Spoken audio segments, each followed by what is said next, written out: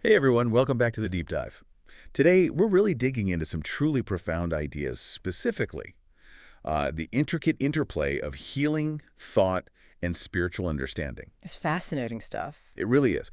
Our source material for this deep dive is a fascinating and profoundly insightful text from 1919, The Hidden Truth by Lillian de Waters. Right.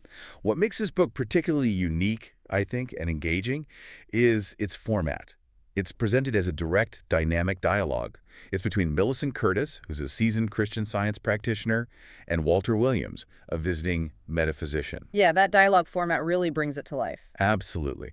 Our mission today is to thoroughly unpack a crucial, often overlooked distinction that lies right at the heart of this conversation. Okay. It's the difference between mere belief and genuine, reasoned understanding within the context of Christian Science. That core difference. Exactly. And perhaps even more critically, how grasping this distinction profoundly impacts everything from personal healing to, overall spiritual and practical progress in one's life. It's not just theory, then. Not at all. What you're about to hear isn't just abstract philosophy. It's a conversation that unfolds with surprising, deeply practical, and ultimately, I think, empowering insights into how our consciousness fundamentally shapes our reality. It's kind of a journey into recognizing your own profound agency. Precisely. And I'd add, this isn't merely an academic dissection of some historical text. Right. This deep dive is really about uncovering universal, timeless principles of metaphysics and the transformative power of thought. Principles that can be applied by anyone seeking deeper knowledge and more tangible, practical results in their lives, regardless of their specific spiritual or philosophical background. So they have broad application? Absolutely. The core of this discussion centers on the essential, often challenging journey. Moving from just a superficial acceptance of ideas, what might be called blind belief or unexamined faith, to an actual, deeply reasoned and personally assimilated understanding of these foundational principles. It's the difference, you might say, between simply reciting a formula you've memorized and truly grasping the underlying mathematical logic that makes that formula work, which then allows you to apply it creatively and consistently. That distinction, well, it makes all the difference in the world. Okay, so as our deep dive opens, we find ourselves stepping into this fascinating dialogue with Millicent, this dedicated Christian Science practitioner. Right, she's in the trenches, so to speak. Exactly, someone whose daily work involves applying these spiritual laws for healing. But despite her experience, she's wrestling with a fundamental tension she perceives within her own field. Okay. It's a tension many of us might relate to, I think, in various areas of life, where there's an expectation of absolute truth, but then you encounter all these varied interpretations. Yeah, that happens a lot. She notes this contrast quite sharply with mathematics. She says, mathematics is an absolute science, and all of us who have learned its truths use them the same way and have the same understanding regarding them. Clear cut. Right. But then she voices her confusion, asking, how can a science have so many interpretations? She's observed that she's never met any two people who talked exactly from the same point of view in Christian Science, even though she firmly believes it is an accurate, changeless, and perfect science.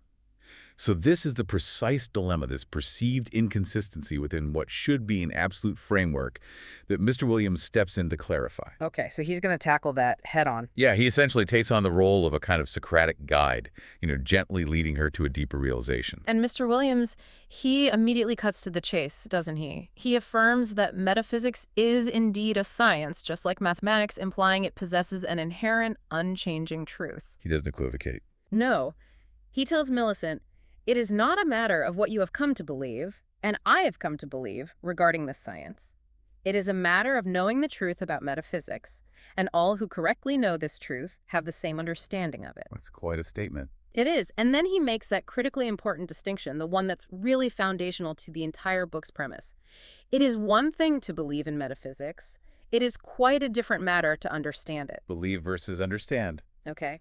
He acknowledges the vast number of people who believe in Christian Science, who believe it aligns with what the master taught, but then, very pointedly, adds that the actual understanders are much less in number. Fewer people actually get it, he's saying. That's the implication. And he masterfully uses Millicent's own analogy of mathematics to drive this point home. He says, It is not our belief in mathematics or our faith in its teachings that enables us to solve mathematical problems. Right. Belief doesn't solve the equation. But it is our understanding of its principle and laws that enables us to solve its problems. This is true of all sciences, metaphysics included.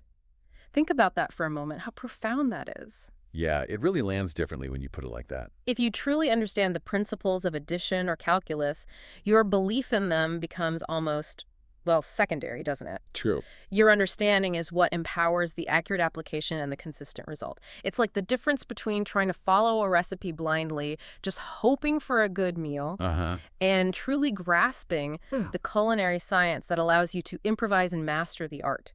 This isn't just about intellectual grasp, it's about shifting the very locus of power within your spiritual practice from passive hope to active, intelligent causality. Wow. That distinction really feels like shifting bedrock beneath your feet, doesn't it? Millicent's initial approach, doing mental work and leaving the rest to God, is one that resonates with many spiritual traditions. It feels humble, reverent, even. It does on the Yeah. surface. But Williams directly challenges this passive surrender. He points out that Mrs. Eddy, the founder of Christian Science, says something quite different, something far more empowering and, frankly, demanding. Like what? She states, "You are the judge. You are the attorney for the case. You are the arbiter of your own fate." And he reminds Millicent that the Bible itself tells us to work out our own salvation. Not just wait for it. Exactly. Yeah. So what's the immediate implication? For a practitioner like Millicent, when Mrs. Eddy's words demand active personal judgment and arbitration in one's own fate, rather than simply handing it over to some external divine entity, it's a call to spiritual competence, isn't it? It absolutely is. And this is where the very definition of God becomes pivotal because it underpins the entire framework of personal agency. Okay. Mr. Williams explains that Christian Science defines God as wisdom, understanding, mind. Therefore, he asserts, when you have gained an actual understanding of truth or the true facts of life, then you are ready to begin to work out your salvation. So understanding is the readiness. Precisely. This fundamentally shifts responsibility, as you pointed out, from an external deity acting for you to an internal gain understanding operating through you. Millicent must have found that jarring. Well, understandably, she's surprised and maybe a little disoriented by this radical reframe. She insists, but it is God that worketh with you. Right, the common understanding. And Williams, with a reassuring smile, apparently responds, of course, we cannot work out salvation or any other good thing without truth or true thoughts, without wisdom or understanding. When we work out our problems upon this foundation, then we are working right. So God isn't absent, but is present as understanding. Exactly. What's truly fascinating here is how this redefines the very nature of God and our interaction with the divine. It's not a separate entity doing the work for us, but rather the divine principle of understanding, which is God manifesting as and through our right thought and comprehension doing the work. It's an incredibly intimate and demanding partnership. Incredibly empowering, yet also demanding, yes. That's a good way to put it. Millicent at first finds this unsettling. She says, I don't like that way.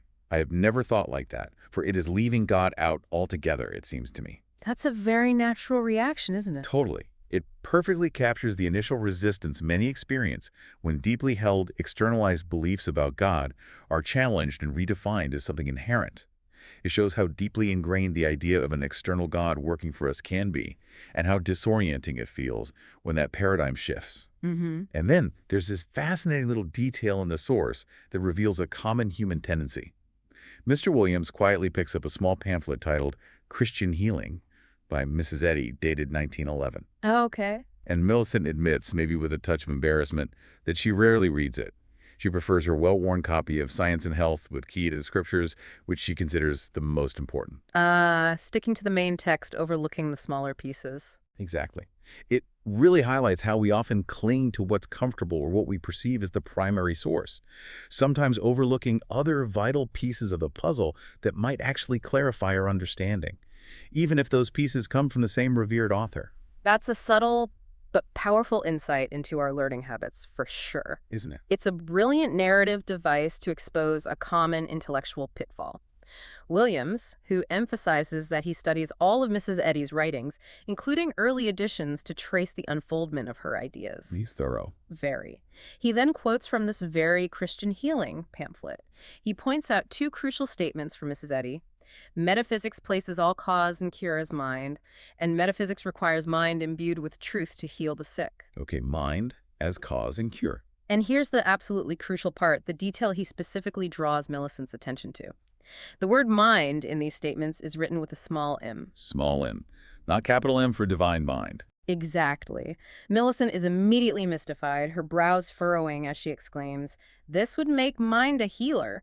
Why, Mrs. Eddy says in Science and Health that divine mind, capital M, is the only healer." Ah, there's the apparent contradiction. Right there. This seeming paradox between a small mind healing and a capital M mind being the only healer is central to the hidden truth that the book seeks to unveil.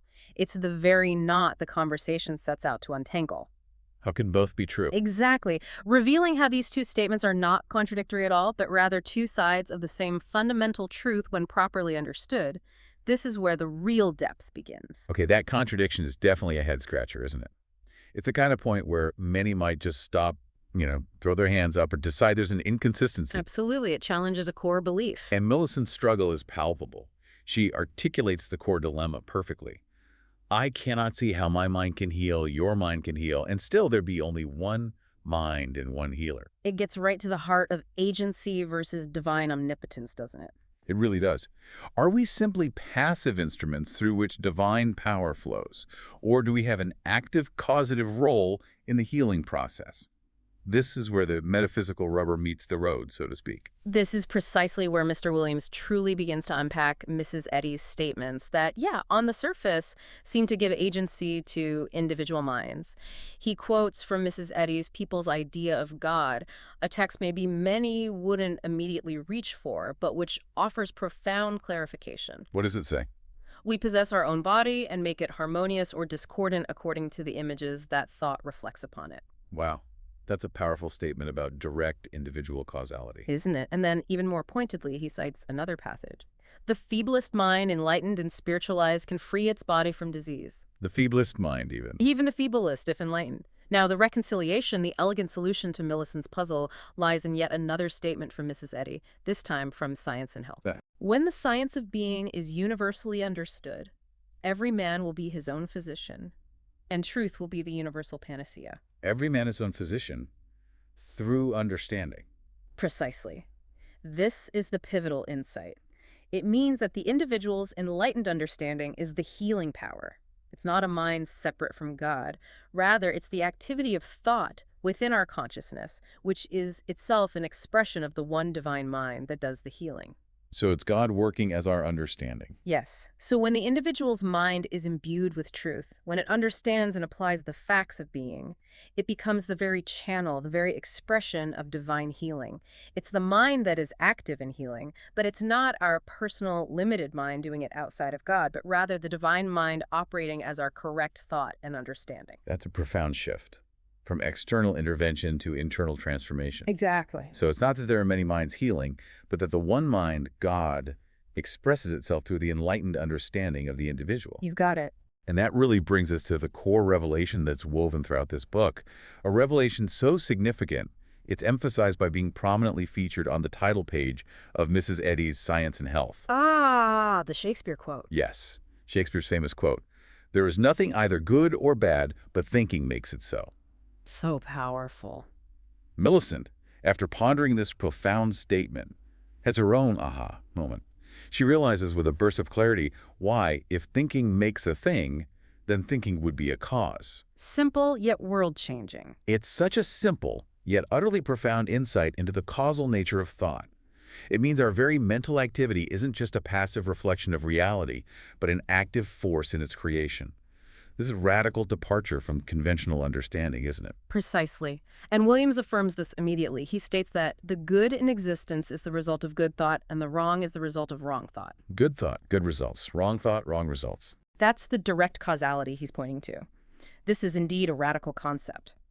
Millicent, feeling a bit adrift as her previous frameworks are challenged, she exclaims, "But, Mr. Williams, I seem to be losing sight of God altogether." Which is understandable. It feels like taking power away from God. It's a perfectly natural reaction when deeply held, often comforting beliefs are challenged and redefined. But Williams reassures her, saying, "Just the reverse, dear friend. You are getting nearer to God, truth, understanding than you have ever been before." Nearby understanding thought's power. How? Because if we connect this to the bigger picture, it means our inner mental state, our quality of thought, isn't separate from the divine, but a direct expression of it. It's not about an external God acting upon us or some distant entity we must appeal to. Uh-huh. Rather, it's the divine mind expressing itself as our right understanding and active, truthful thought. It means our very consciousness, when aligned with truth, is the operative presence of God. Wow. That collapses the perceived distance between human and divine. Completely. It makes healing an internal, intelligent process. That's a beautiful and incredibly empowering reframe of a commonly held spiritual idea. It shifts the focus from passively receiving to actively embodying the divine. Exactly. And it extends to other well-known statements, too, deepening their practical application. Like, take Mrs. Eddy's beloved saying, "Divine love always has met and always will meet every human need." A classic comfort. Right. It's often interpreted as a comforting promise that some external benevolent force will simply provide. But Williams reinterprets this to mean something far more active and personal, something that demands conscious engagement. How so? He says it means, right, understanding, divine or right reasoning, truth or true thinking, love or loving feeling will always and forever meet our every need if we correctly apply this all-power.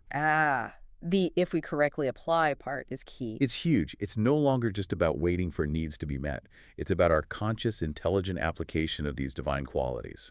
Understanding, truth, love to meet those needs. It puts the ball firmly in our court, doesn't it?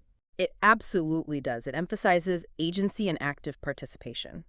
And to further explain this dynamic interplay of mind and its activity, Williams uses this really profound analogy of mind itself. Yeah. He suggests we think of mind, the absolute foundational starting point of all existence, as a stillness. Stillness, like potential. Sort of.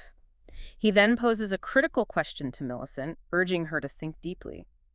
What is the activity of mind? What is the process that mind employs to reach the knowing state? How does stillness become knowing? Right. Millicent, after struggling with the implications of this, has another breakthrough. She realizes the answer. I'm thinking, oh, now I see it clearly. One cannot, of course, arrive at any conclusion except by thought. Therefore, the nature of mind is to think. So mind isn't just static knowing, it thinks to know. That's the crucial point. It dismantles the misconception that mind merely knows by default or passively. Its very nature is to think, and all understanding, all unfoldment of truth is arrived at through this dynamic, active process of thought. That makes sense. He illustrates this with natural examples like the full-blown rose is in the bud, the lily within the bulb, the oak within the acorn. Just as the potential for the fully developed form is there within the seed, but it must actively unfold and grow to be realized. So too, he says, our mentality has all understanding potentially. But only that much of understanding that has consciously unfolded to me do I actually know or sense and embody. We only possess what we've actively unfolded through thought. Exactly. He summarizes this profound concept by stating that God, or mind, through its activity thinking, will forever continue to unfold itself. Intelligence.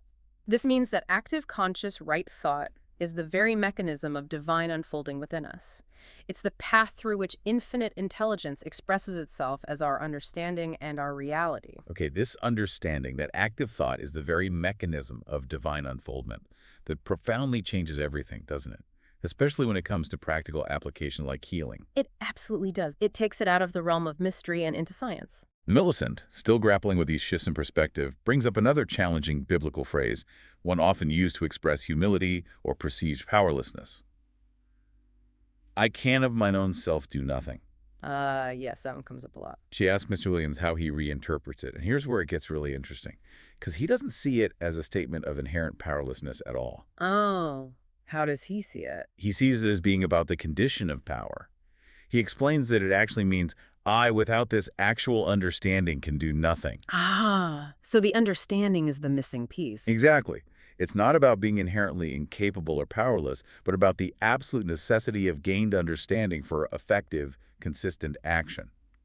It's a call to spiritual competence, not spiritual resignation. That's a huge reframe. It's a redefinition of humility, isn't it? Not as powerlessness, but as the recognition that power flows from understanding. Precisely. William then uses a very detailed, vivid patient-practitioner scenario to illustrate this critical difference between blind faith and active understanding. It's quite striking. What's the scenario? He paints a picture of a patient coming to Millicent for treatment. In the first scenario, Millicent relies on what he calls blind faith, a kind of detached, almost superstitious approach. Okay. She tells the patient, maybe with what sounds like pious humility, "No, I can't heal you, but God can," and add as a mild reproof, "I can of mine own self do nothing." Sounds familiar, maybe. Then, further mystifying the patient, she says, "No, God knows nothing about sickness." Wait, how would a patient react to that? Exactly. The patient, as Williams keenly points out, would leave utterly mystified, thinking, if she can't heal me, if, as she says, she can do nothing, then what is she trying to do? And if God knows nothing about sickness, how can God heal me of it? Yeah, it makes no logical sense from the patient's perspective. Right. They might even feel, as he puts it, plucked of a few dollars for a session that felt like vague assurances rather than actual work. This approach, he states, might occasionally gain confidence through sheer belief or suggestion, but it utterly lacks the foundation for consistent scientific healing. Because there's no active, intelligent application of principle. Exactly. It's a random outcome, not a reliable one. Okay, so what's the contrast? The second scenario. Now contrast this with the second scenario, where Millicent, now operating from true understanding, speaks with confidence and clarity. When the patient comes to her, she doesn't deflect. No, I can't heal you. No. Instead, she confidently tells them, drawing on the profound words of the Master, "All power is given unto me in heaven and in earth, and given unto all who acquire an actual understanding of life and its laws." Wow, that's bold. That's claiming power. It is. And when the patient, maybe still clinging to previous notions, persists with, "But I have heard it said that I, of myself, can do nothing," Millicent, with a clear, common-sense tone, replies, Yes. "I of myself can do nothing" simply means, I without this actual understanding can do nothing. I without an understanding of mathematics and its rules of application cannot solve a mathematical problem. Makes perfect sense. I, without some knowledge of music, cannot read a note, and so. I, without some understanding of mind and right thought, can do nothing for you. But I, with this understanding, can do something for you. That's so clear and logical. This confident, common-sense understanding, rooted in personal capability through acquired knowledge and principle, it doesn't just gain the patient's trust immediately. It instills confidence and a sense of intelligent progress. It's the difference between a vague hope and a demonstrable science. It's so clear when he puts it that way, isn't it? The distinction becomes undeniable. He even drives the point home by introducing the absurdity of imagining a mathematics teacher. Oh yeah, the math teacher analogy. Saying to a student struggling with a problem, "I can't solve your problem, but of course the principle of mathematics can. You don't have to fear or worry." It sounds ridiculous when you frame it like that. It does. And Millicent herself has an immediate, almost painful realization. She admits that she's been treating patients very much after this fashion. That must have been a tough moment for her. I imagine so. She tells patients to trust God or divine love for everything, saying, "We do not have to fight, we do not have to struggle, we only have to know." But Williams points out that while that statement is true in its right sense, meaning from the perspective of an understander, Context is everything. right, the patient, lacking that understanding, interprets it as, "There is nothing for us to do but trust, and shift all responsibility upon God love, who can accomplish all things." Which leads straight back to passivity. Exactly. It leads to a passive, unscientific approach to healing, doesn't it? It absolutely does. And this passive approach, Williams explains, leads to inconsistent healing, if any, which is nothing more than sheer blind belief. Just belief again. If results are obtained through such an approach, it is belief pure and simple, a placebo effect, if you will, not scientific demonstration. This, he argues, perfectly explains why practitioners seem to reach one case and fail on the next. Because it's not based on reliable principle. Correct. True scientific healing, by contrast, is entirely different. He clarifies that the battle is not yours, but God's. Doesn't mean passively waiting for God to act. Okay, another reinterpretation. Yes. It means that the battle is not one of human belief, but is the destruction of the belief with actual understanding, which is God. Understanding is God in the battle. Yes. Therefore, working out salvation involves actively working it out with understanding, which is the precise mechanism by which one wins the battle or solves the problem. It's a dynamic, active, intelligent process of applying reasoned truth to dissolve the false belief that constitutes the problem. That's powerful. Active destruction of belief with understanding. It is. And this ties into a crucial piece Mrs. Eddy wrote in 1910 in an article called Principle and Practice, which Mr. Williams pulls from his pocket, emphasizing its importance by having it readily at hand. Always prepared. He quotes it directly. If the faith healer succeeds in securing, kindling, the belief of the patient in his own recovery, the practitioner will have performed a faith cure which he mistakenly pronounces Christian Science. Wow, that's a stark warning. Isn't it? A powerful warning against mistaking mere belief, even belief in recovery, for scientific healing. Millicent interrupts, seeking clarification, asking if this means her patient's own faith or blind belief is what brings about any change, even if they don't understand it themselves. It's a critical question, right? What's actually doing the work? Exactly. Exactly, Williams replies, reinforcing the core point. He explains that a patient's faith in the practitioner, or in an ununderstood God, has the same effect upon him as the faith in drugs has upon one who employs them. Faith in drugs. Okay, explain that. Just as a drug in this metaphysical context has no inherent power to heal, only the faith or belief put in it gives it seeming power. So too does blind belief in a practitioner or an ununderstood God produce sporadic, unscientific results. So belief acts like a placebo, essentially. Right. That's a good way to put it. This is precisely why, he iterates, such practices lead to inconsistent healing. He then contrasts this sharply with what true Christian Science healing is. Which is? It is the healer's understanding of the operation of divine principle and his application thereof which heals the sick. The healer's understanding. Yes.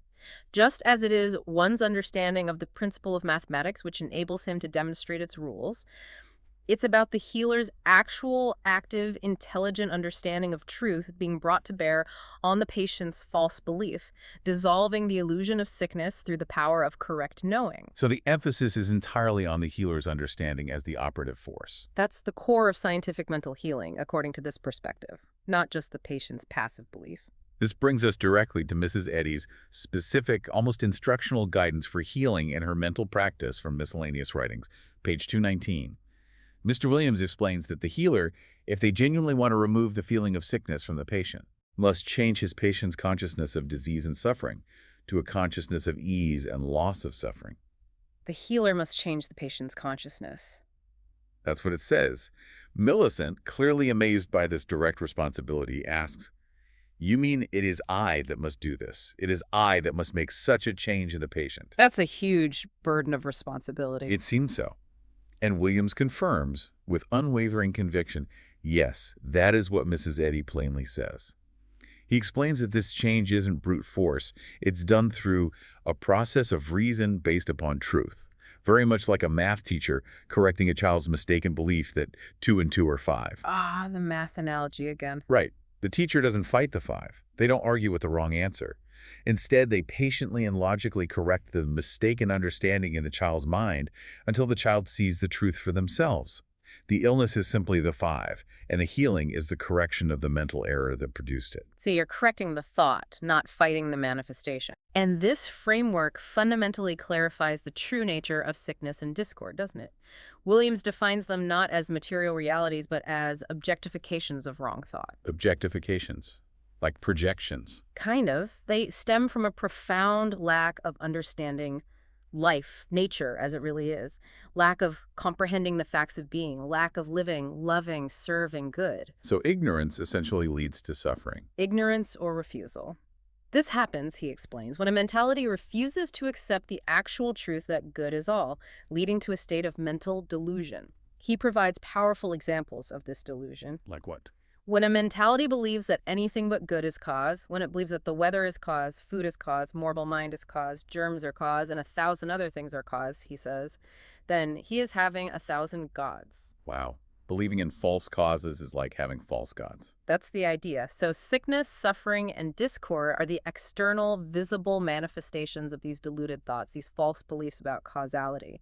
Healing, therefore, isn't some mystical process, but the scientific, logical process of replacing that delusion with clear, unadulterated understanding of truth.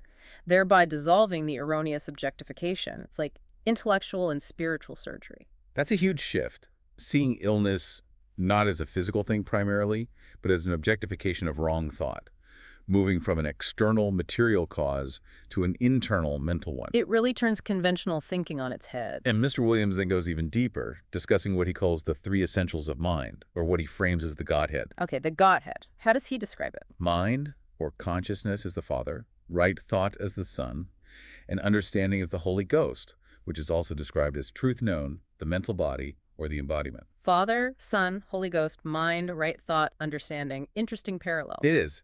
It provides a truly comprehensive, almost architectural framework for understanding not just mental processes, but the very structure of spiritual reality itself and how it unfolds. So how does this model, these three essentials, inform Williams's argument about active healing and our relationship to the divine?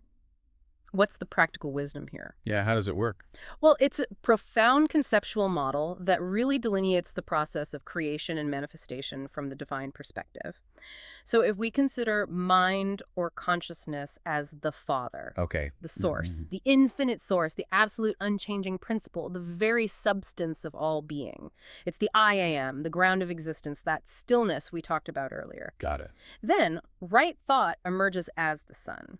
Now, this isn't a physical sun, obviously, but the active dynamic process by which mind conceives, formulates, and expresses ideas. Like the blueprint. Exactly. It's the intelligence in action, the blueprinting, the divine ideation. Think of it as mind's purposeful, intelligent activity, the very act of thinking truthfully. Okay. Mind thinks. And finally, understanding is the Holy Ghost. This is the realized, materialized, or objectified form of the right thought. It's when the thought idea becomes a tangible experience, a physical reality, the embodiment. So mind conceives, Father, right thought designs, Son, and understanding manifests, Holy Ghost. You've got it. Father conceives, Son designs and initiates, and Holy Ghost brings it into manifest reality. And the implication is huge. It means that our own mental processes, our consciousness, our thoughts, and our understanding are directly participating in this divine creative trinity.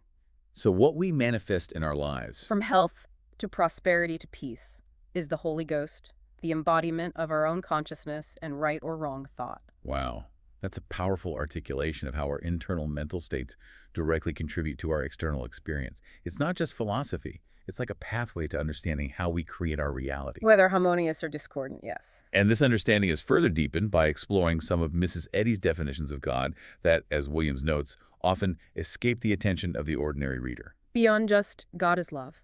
Exactly. We commonly hear God is love, which is beautiful and comforting. But she also states, from Christian healing, God is all and in all. From miscellaneous writings, God is the sum total of the universe. And from Unity of Good, God is all true consciousness. Those are far more expansive definitions. All sum total, all true consciousness. They are challenging, perhaps. What happens, Williams asks, when these definitions are truly comprehended? Millicent has another powerful aha moment here. What does she realize? She realizes, then my true consciousness is God. And she continues the thought, letting it unfold. Then my true life is God. My true mind is God. My true soul is God. That's truly transformative, bringing the divine right inside. It makes it an inherent, inseparable part of our very being, not something separate or external we must constantly appeal to.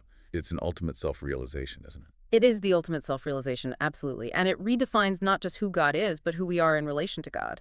And this internal, reasoned understanding is precisely what Mrs. Eddy was aiming for in all her writings, according to Williams. He stresses that her statements about mind, thought, and healing are absolutely not meant to be taken on blind belief. She warned against that specifically. Explicitly. In fact, Mrs. Eddy stated, there is nothing so detrimental to Christian Science as blind belief. She knew that a faith that isn't founded on understanding is fragile and inconsistent. That makes sense. He also points out that Mrs. Eddy herself changed her statements from time to time as she felt she could state them more scientifically. Oh, interesting. So her own understanding evolved. That's the implication. It indicates that her own understanding was an ongoing, evolving process of unfoldment, not some static, dogmatic pronouncement. This directly speaks to the dynamic, progressive nature of truth itself and the expectation that we, too, should constantly deepen our comprehension. It's a powerful endorsement for intellectual rigor within spiritual practice. Yeah. This also brings us to the crucial and sometimes controversial aspect of divinely authorized literature. Many spiritual or scientific fields, authority is often tied to institutions, publications, established figures. Right. Who gets to say what's official? Exactly. Williams clarifies this beautifully, though, cutting through any potential dogma. He states, "Any true thought or statement has the authority of truth, for truth is its own authority." Truth is its own authority, so it doesn't need an external stamp. That's his point. Authority doesn't come from a church committee, a publishing house, or any external institution. Instead, it springs directly from the content itself, being true, verifiable, and demonstrable. Okay.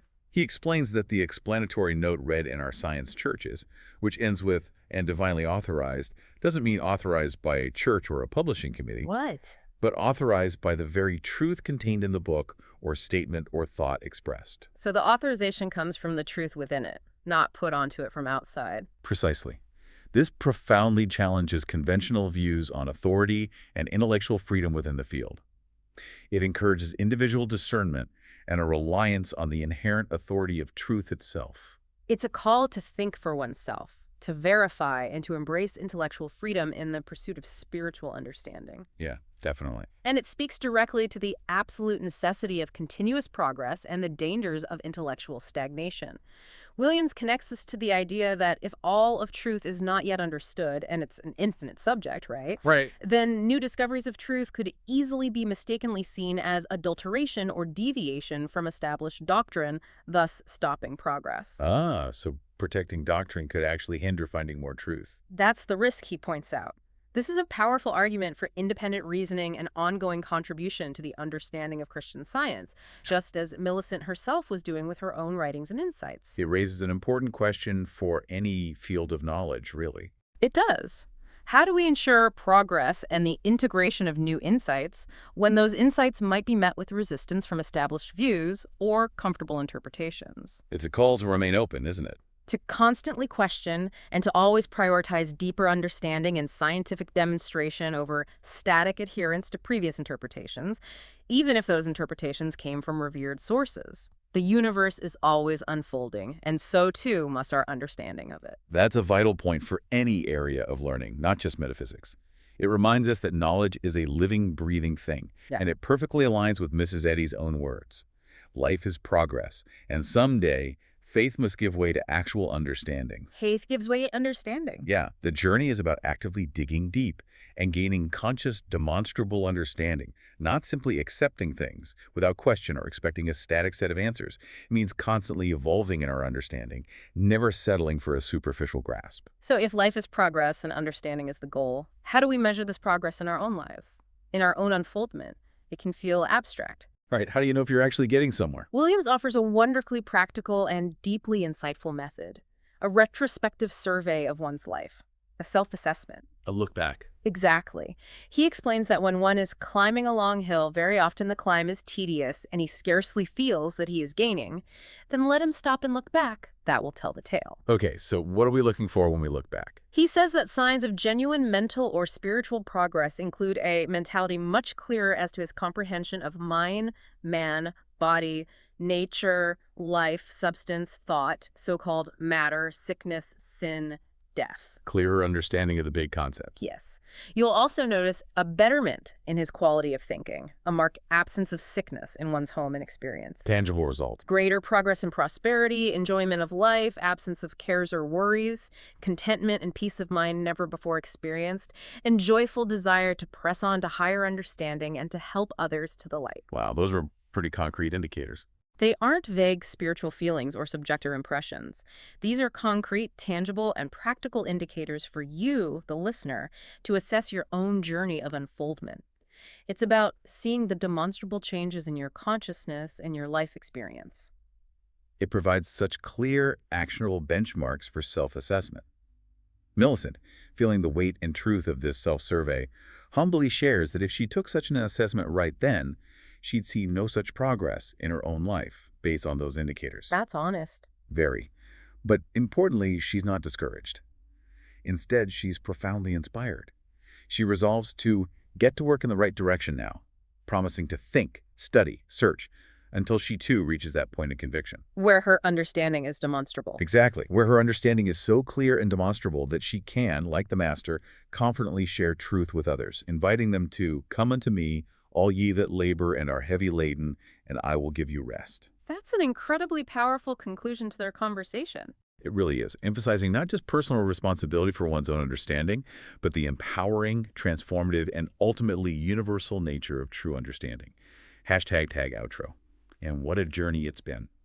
This deep dive into the hidden truth has truly shown us the profound and transformative shift from blind belief to active, reasoned understanding. It's a critical shift. It really is. It's revealed how healing, progress, and indeed our very reality stem directly from the quality and the conscious application of our own thought and understanding. Yeah, those aha moments Millicent experienced throughout the dialogue are truly empowering, aren't they? They really are. They highlight that the power we seek for healing and transformation isn't some external, distant force, but rather inherent within our own enlightened consciousness. Indeed, and the study of mind, as Williams states, is infinite in its scope. That very infinity speaks to endless possibilities for growth and discovery within each of us. Infinite possibilities. So here's a thought to leave you with. If our own true consciousness is God, and God's nature is to constantly unfold in infinite progress and understanding, then what new hidden truths are waiting to be uncovered within your own understanding? What new possibilities does that open up for you, for your own healing, for your own experience of prosperity and peace, and ultimately for the world around you? That's a big question. It is. We encourage you to maybe reflect on your own mental survey in the weeks and months ahead. Yeah. Consider where you might dig deeper in your own pursuit of understanding. The journey of unfoldment is continuous. Always more to learn. Always. And the next great discovery, the next profound shift in your reality might just be waiting within your own enlightened thought.